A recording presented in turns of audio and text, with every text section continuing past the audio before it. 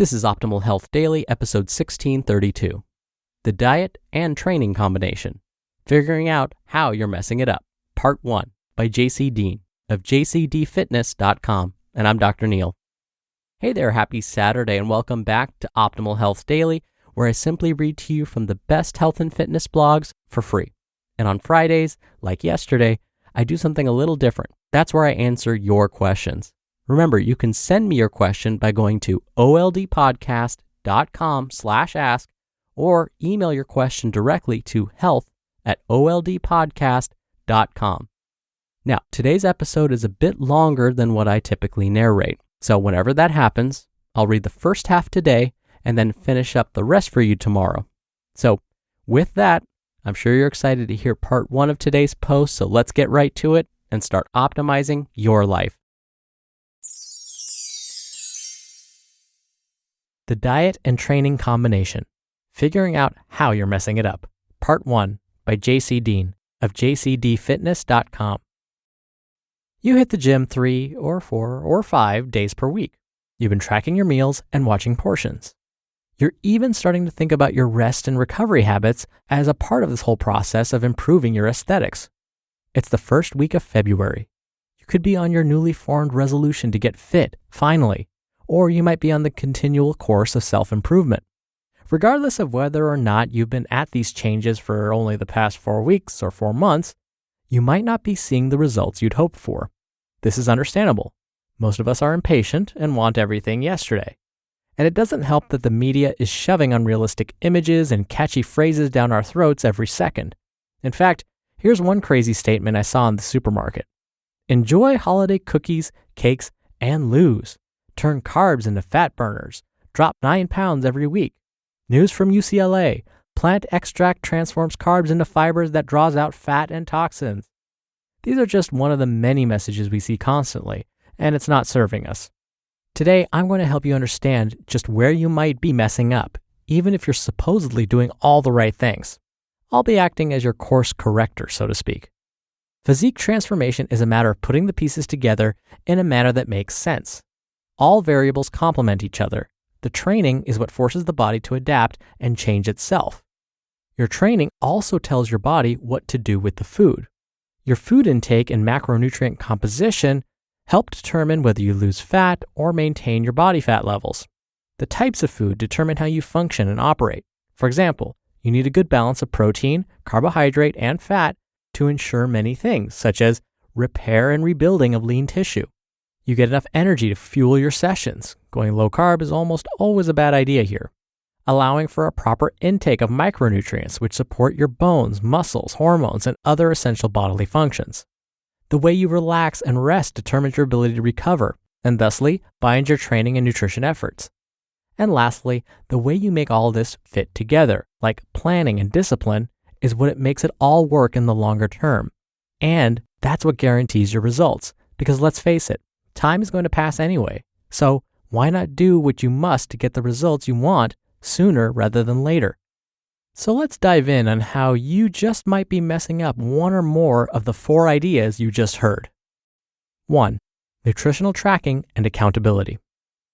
The way one plans their nutrition is highly personal, and you should take into account the psychological needs of the individual.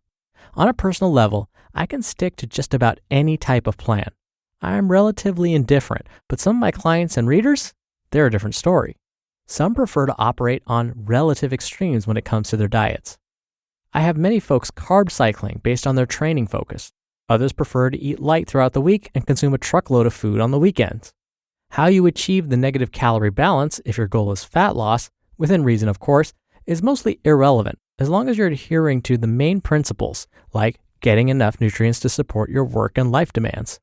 I'm not advocating extreme cases of daily or weekly fasting or any highly variable binge or starve cycles where you end up famished and weak.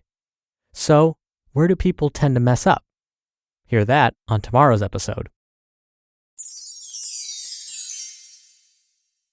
You just listened to part 1 of the post titled, The Diet and Training Combination, Figuring Out How You're Messing It Up by Deen of JCDFitness.com. Right now, hiring is challenging. It's time for a hiring partner that can help you rise to the challenge. That's Indeed. If you're hiring, you need Indeed, because Indeed is the hiring partner where you can attract, interview, and hire all in one place. With Instant Match, as soon as you sponsor a post, you get a short list of quality candidates with resumes on Indeed that match your job description, and you can invite them to apply right away. Plus, you only pay for quality applications that meet your must-have requirements.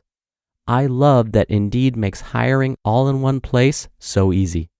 Indeed helps you see your top talent's abilities faster with 135 assessment tests. Start hiring right now with a $75 sponsored job credit to upgrade your job post at Indeed.com/health. Offer valid through March 31st. Go to Indeed.com/health to claim your $75 credit before March 31st.